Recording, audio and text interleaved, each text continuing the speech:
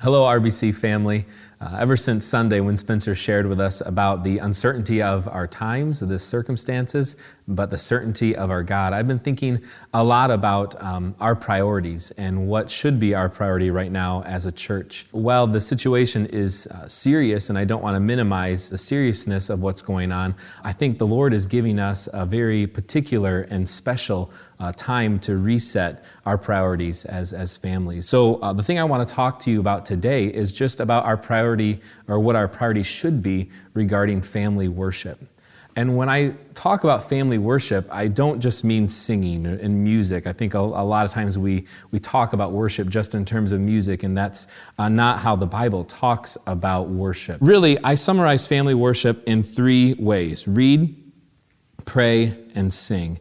And just remember these words: read, pray, sing, and you'll have your whole outline for family worship. It's not a long time, maybe 7 to 12 minutes every day of gathering together to read God's Word, to pray together about God's Word and about different things going on in your family's life.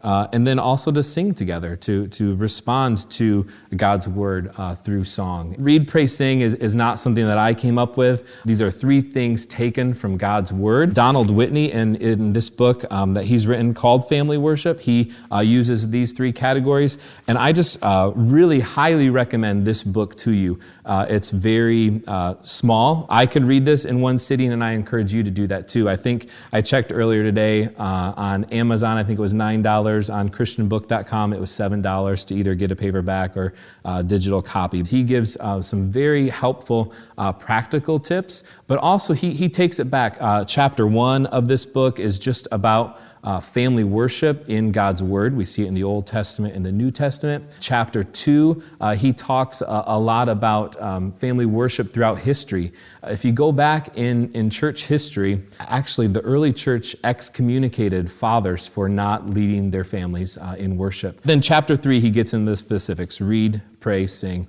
Chapter 4 is also very helpful. He goes through a lot of the what ifs, the questions that we have. What if the father in the home is not there? Or what if the father in the home is not a Christian? What if the children are very young? Or what if there are a lot of different ages for the children in the home?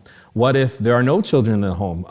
Are you supposed to still worship together in the home? And the answer to all those questions is yes. No one is exempt from worshiping together in their homes. Over the next few weeks, I'm just going to be sharing just some tips and suggestions about how we can better worship together as families, specifically in this time when more of us are at home, work schedules are changed, school schedules are changed, but also ongoing. When things get back to normal, worship in our home should still be a priority. And so we'll be talking in the next several weeks just some specific ways that we can read, pray, and sing together. But I want to encourage you right now to begin this today with your family. Gather together, read a portion of God's Word, pray, maybe select one person or everybody takes a turn praying, however you want to do it, and then pick a song that expresses who God is, God's character and God's work of what He's done, what He promises to do. My prayer for you is that you will see over the next several weeks, and even as you hopefully will take part in reading,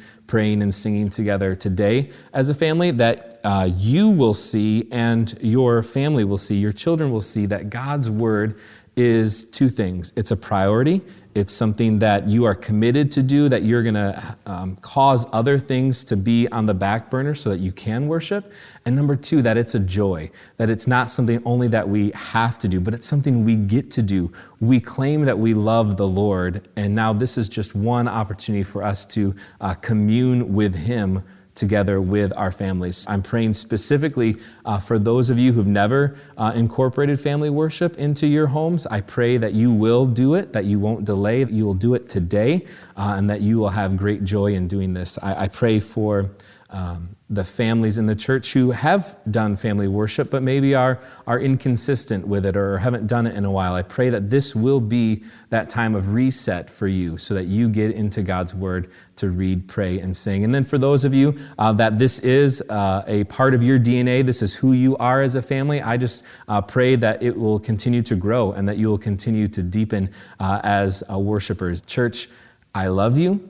And I will continue to pray for you as you hopefully gather together around God's Word to read, pray, and sing. We're going to be posting some resources for you, specifically in the areas of read, pray, and sing.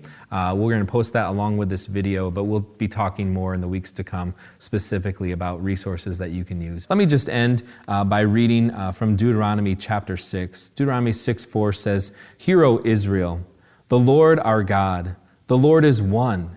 You shall love the Lord your God with all your heart and with all your soul and with all your might. And these words that I command you today shall be on your heart. You shall teach them diligently to your children and shall talk of them when you sit in your house and when you walk by the way and when you lie down and when you rise."